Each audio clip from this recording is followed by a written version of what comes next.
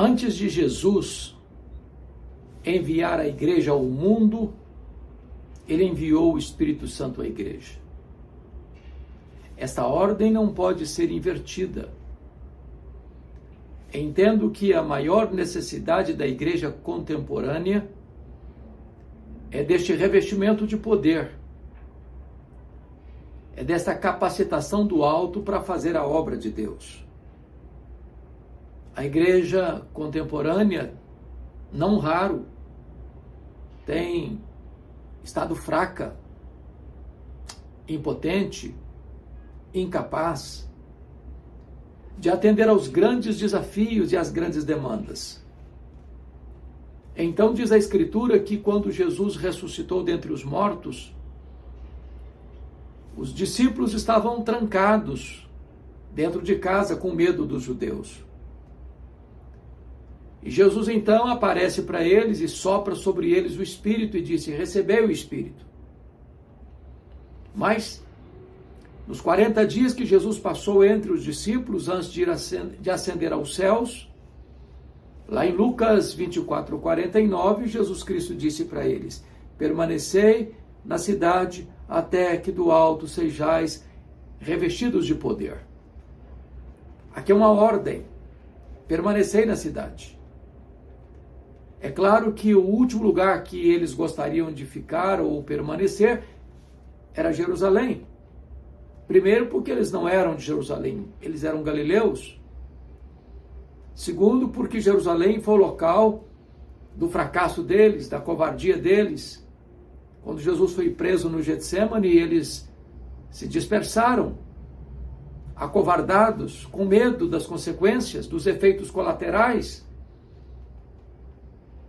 Também porque, quando Jesus foi crucificado, eles não compareceram ao Gólgota, exceto o apóstolo João. Quando Jesus foi sepultado, lá eles não estavam.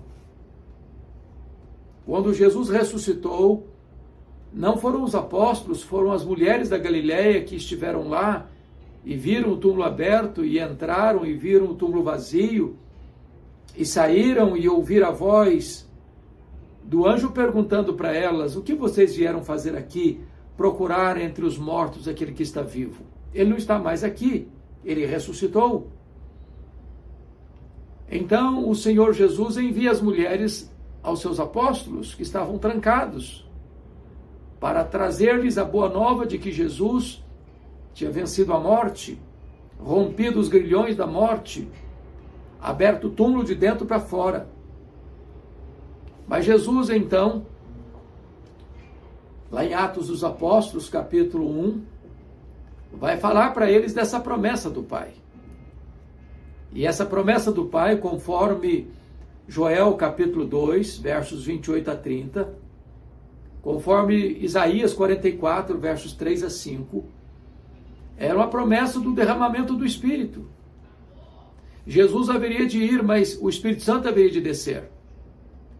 E então diz a Bíblia que Jesus passa a falar dessa promessa do Pai, e os discípulos perguntaram para eles: vai ser nesse tempo que o Senhor vai restaurar o reino a Israel? E Jesus responde para eles: não vos compete saber nem tempos, nem épocas que o Pai reservou pela sua exclusiva autoridade. Mas recebereis poder ao descer sobre vós o Espírito Santo. E sereis minhas testemunhas, tanto em Jerusalém como em toda a Judéia e Samaria, e até os confins da terra. Aqui Jesus chama a atenção para alguns pontos muito, muito importantes. Primeiro, os discípulos deveriam sair da agenda da especulação escatológica para a agenda da ação missionária. Eles estavam preocupados com o tempo em que Jesus haveria de restaurar o reino a Israel. Na perspectiva deles, Jesus haveria de ser um grande líder terreno, desbancando o Império Romano, constituindo-os em ministros de Estado. A visão deles era uma visão terrena, política, temporal. E Jesus não entra neste viés escatológico, afirmando para eles que esta agenda escatológica é da exclusiva autoridade do Pai. mas que eles deveriam receber poder. Poder para testemunharem. E a grande pergunta, talvez, a ser feita à luz do texto é: poder para quê? A primeira coisa é que eles deviam receber poder para romper barreiras. Barreiras que há 7 séculos estavam presentes, de inimizade entre judeus e samaritanos. Poder para levar o evangelho àqueles que, para os judeus, não mereciam ouvir o evangelho. Eram rivais. Os samaritanos, produto de uma miscigenação de raças e de um sincretismo religioso, haviam levantado barreiras, muralhas de inimizade. E é prova disso que quando Jerusalém foi destruída no ano 586 a.C., e quando o povo retorna do exílio para Jerusalém, a cidade de escombros, o templo destruído, os muros devastados, as portas queimadas a fogo, os samaritanos se opuseram firmemente à reconstrução de Jerusalém. Foram os maiores inimigos do povo judeu para a reconstrução da cidade, para a reconstrução do templo. Aliás, erigiram um templo rival no Monte Gerizim. Mesmo quando Jesus veio, 600 anos depois, os samaritanos ainda eram inimigos do povo judeu e o povo judeu não considerava os samaritanos pessoas de bem. Quando um judeu casava com uma moça samaritana, a família realizava o seu funeral simbolicamente. Para os judeus, comer um pão samaritano era comer um pão imundo. E é Jesus quem quebra essa muralha. É Jesus quem passa pela aldeia de Samaria e conversa com a mulher samaritana e a salva, e por meio dela, através da influência dela, da presença de Jesus, a cidade se rende a Cristo. É por isso que quando o Espírito Santo foi derramado, o diácono Filipe vai a Samaria e Deus opera maravilhas ali, há conversões maravilhosas ali. E a igreja de Jerusalém envia para lá Pedro e João, e eles oram pelos samaritanos e eles recebem o Espírito Santo. É por isso que eles precisavam de poder. Poder para romper barreiras étnicas, raciais, culturais, religiosas. Poder para perdoar. Onde o evangelho chega, as mágoas precisam acabar. Onde o evangelho chega, os muros de inimizade precisam ser derrubados. Não é possível vencer essas barreiras sem o poder do Espírito Santo. Não é na base do argumento racional, não é na base da lógica humana, das estratégias e metodologias humanas. A obra missionária avança quebrando barreiras, rompendo fronteiras culturais, ideológicas, raciais e religiosas somente pelo poder do Espírito Santo de Deus. Mas ainda, os discípulos deveriam receber poder para morrer. Porque a partir desse momento, ser um cristão é um grande desafio. Ser cristão é se colocar na contramão de um Estado totalitário, que estava debaixo, na época, do poder de Roma. E os imperadores requeriam ser adorados como se divindade fossem. Roma era até tolerante com as muitas religiões do império. Eles tinham até mesmo um panteão com muitos deuses. Desde que as pessoas adorassem ao Estado e falassem que César era o Senhor, era o Kyrios.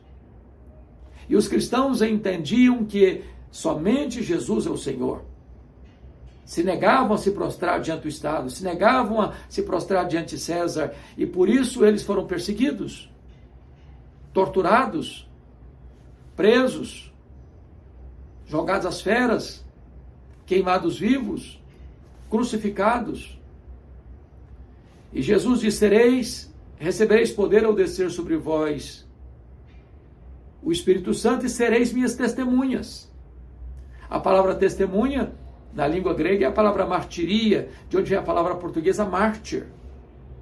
O cristão é chamado ao martírio. A igreja primitiva, a igreja cristã, ao longo dos séculos, é uma igreja martírica. O mundo jamais teve uma relação de paz com a igreja. O mundo odeia a igreja, persegue a igreja. O mundo jaz do maligno. E é por isso que a Escritura diz que se você quiser ser amigo do mundo, você se constitui em inimigo de Deus. É por isso que a Bíblia diz que quem ama o mundo, o amor do Pai não está nele. É por isso que a Bíblia diz que nós não podemos nos conformar com este século. Porque o mundo odeia a igreja e persegue a igreja como odiou e perseguiu Jesus. E como nós, servos, não somos maiores do que o nosso Senhor, também o mundo há de nos perseguir, não estranhe isso. Aliás, o apóstolo Pedro, escrevendo a sua primeira carta, no capítulo 4, ele vai dizer para os crentes a não estranhar este fogo da perseguição, que estava ardendo lá e em outros lugares do mundo, como hoje.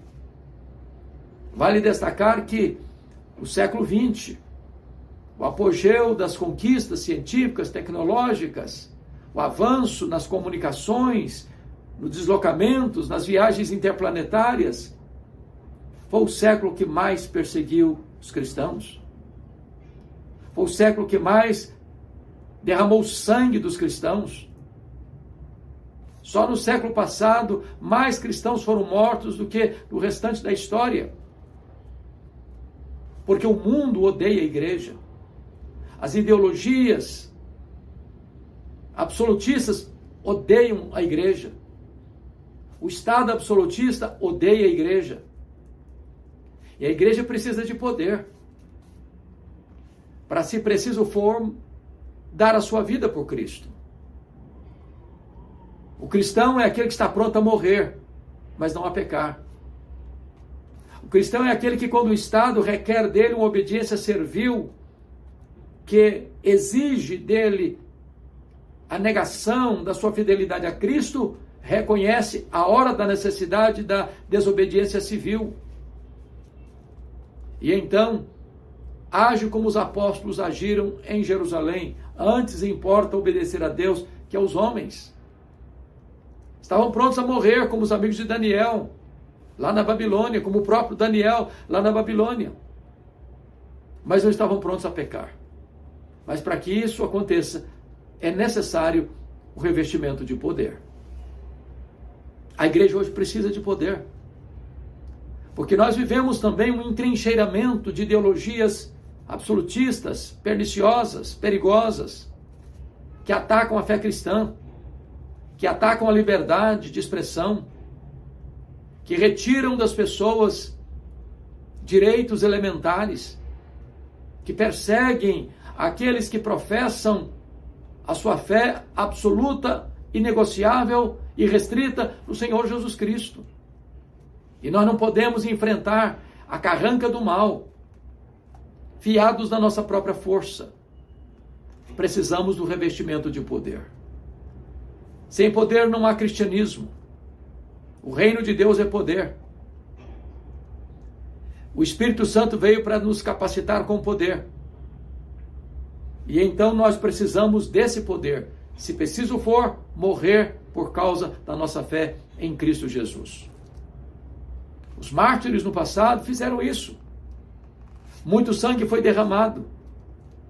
Os cristãos foram jogados nas arenas para os cães morderem, para os touros pisarem, para os leões esfaimados da Líbia devorarem.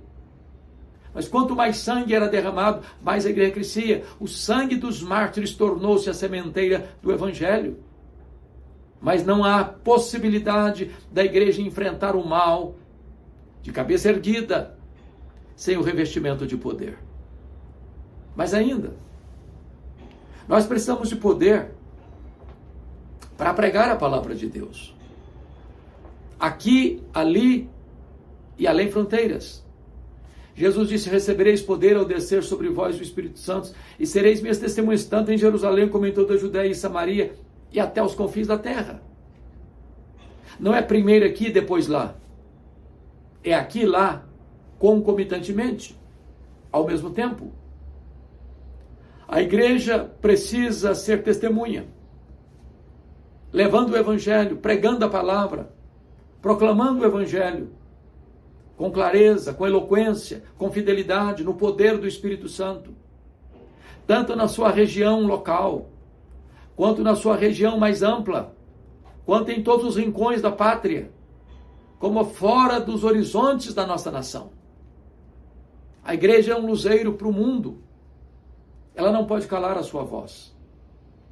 Nenhuma outra instituição humana tem competência e tem autoridade para levar esta missão adiante. Jesus não delegou às instituições humanas, por mais nobres que sejam, a levar este evangelho e a pregar este evangelho a todas as nações, a testemunhar a todos os povos. Mas delegou essa missão à igreja, e só à igreja. A igreja é o corpo de Cristo na terra. A igreja é o agente, ou a agência do Espírito Santo, a agência do reino de Deus, para levar esta mensagem salvadora em Cristo Jesus às nações da terra. Não podemos nos omitir, não podemos nos calar. Urge cumprir essa missão. Ela é imperativa, ela é intransferível, ela é impostergável. A igreja de Cristo é uma igreja missionária. Ela não vive para si. Ela não se reúne para apenas cuidar de si. Ela não vive para apenas cuidar dos interesses domésticos. A nossa paróquia, como dizia João Wesley, é o mundo. O campo é o mundo. E a igreja precisa ser esta voz altissonante do evangelho às nações da terra. Para isso é preciso poder. A obra missionária não avança sem o revestimento de poder. O trabalho de Deus não é feito sem a capacitação do poder do Espírito Santo de Deus. Recebereis poder ao descer sobre vós o Espírito Santo, e sereis minhas testemunhas. E então diz a Bíblia que eles, ouvindo esta mensagem, retornam ao cenáculo. E ali no cenáculo diz a Bíblia que todos perseveraram unânimes em oração. Os apóstolos, Maria, os irmãos de Jesus, as mulheres da Galileia, ao todo 120 pessoas. E durante 10 dias, todos oraram e perseveraram unânimes em oração. Ao cabo dos quais, diz a Bíblia, que num domingo de manhã, às 9 horas da manhã, os céus se fenderam. E o Espírito Santo desceu sobre eles, como um vento impetuoso entrou na casa, línguas como de fogo pousando uma sobre cada um deles. E todos ficaram cheios do Espírito Santo, passaram a falar em outras línguas as grandezas de Deus. Agora não tem mais fraqueza, não tem mais timidez, não tem mais covardia. Aqueles homens que outrora tinham medo, trancados, com medo, agora enfrentam a carranca do mal, enfrentam a fúria do sinédrio, enfrentam o ódio dos imperadores, enfrentam prisões e açoites, enfrentam o martírio e a morte, porque receberam poder. E diz a Bíblia que, diante deste milagre tão extraordinário, as multidões se reúnem e se ajuntam ao redor do cenáculo, perguntando o que quer isso dizer. Outros, com preconceito, olharam, perceberam e disseram: são galileus. Outros, tentando escarnecer e zombar, afirmaram: estão embriagados. Mas Pedro, cheio do Espírito Santo, se levanta e diz: não, são 9 horas da manhã. Eles não estão bêbados, não. Está acontecendo aqui é o cumprimento da promessa do Pai. conforme profetizou Joel, que nos últimos dias ele derramaria do Espírito Santo sobre toda a carne. Filhos e filhas, jovens e velhos, todos receberiam esse poder. E é isso que está acontecendo. Então diz a Bíblia que Pedro, revestido com o poder do Espírito Santo, se levanta para pregar um sermão cristocêntrico sobre a vida de Cristo, a morte de Cristo, a ressurreição de Cristo, a ascensão de Cristo, o senhorio de Cristo. Pedro agora não é mais um homem covarde, é um homem valente, ousado, audacioso. Ele não tinha terminado de pregar ainda, quando o auditório, tomado de convicção de pecado, porque ele pregava no poder do Espírito Santo, perguntaram para ele: que faremos à vista dessas coisas? E Pedro respondeu: arrependei-vos e sereis batizados em nome do Senhor Jesus para a remissão dos vossos pecados. E esta promessa não é apenas para vós, é para aqueles que estão longe. Para quantos o Senhor nosso Deus? É para os nossos filhos. É para todas as gerações. E então diz a Bíblia que naquele dia do Pentecostes, do derramamento do Espírito, do cumprimento da promessa do Pai, cerca de 3.000 pessoas foram convertidas, batizadas e agregadas à igreja. E essas pessoas agora perseveram na doutrina dos apóstolos, nas orações, no partir do pão, na comunhão. Em cada alma havia temor. Repartiam o que tinham uns com os outros. Contavam com a simpatia de todo o povo. E Deus acrescentava dia a dia os que iam sendo salvos. A igreja avança a partir de Jerusalém, se multiplica. Ela entra pela província de Samaria. A conversão de Cornélio, o avivamento em Antioquia da Síria, a primeira viagem missionária na Galácia do Sul, a segunda viagem missionária na província da Macedônia e da Caia, a terceira viagem missionária na província da Ásia Menor.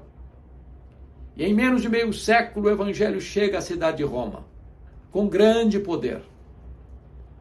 No começo do quarto século, esta igreja tão perseguida e massacrada é declarada a religião oficial do Império Romano, desbancando os panteões, desbancando as divindades, desbancando a truculência.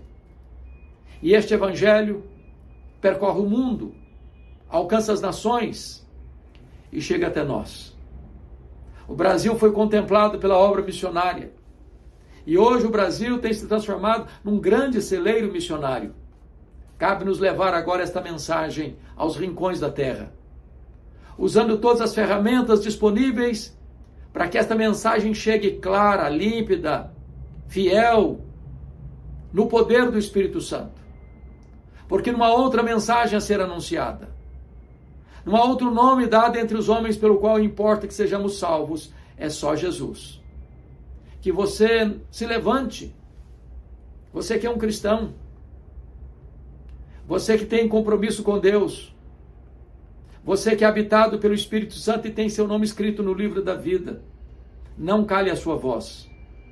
Erga a sua voz e proclame este nome que é sobre todo nome, diante de quem todo joelho há de se dobrar e toda língua há de confessar que Jesus Cristo é Senhor, para a glória de Deus Pai. Eu preciso deste revestimento de poder todos os dias, porque a vitória do ontem não serve mais para hoje. Todo dia é dia de sermos revestidos com o poder do Espírito Santo. E o apóstolo Paulo argumenta: não vos embriagueis com vinho no qual há dissolução, mas enchei-vos do Espírito. Esta ordem é contínua, é hoje, é amanhã, é a vida toda. Todo dia precisamos estar cheios do Espírito Santo, revestidos com o poder do Espírito Santo. Que Deus abençoe sua vida. Que Deus abençoe seu coração.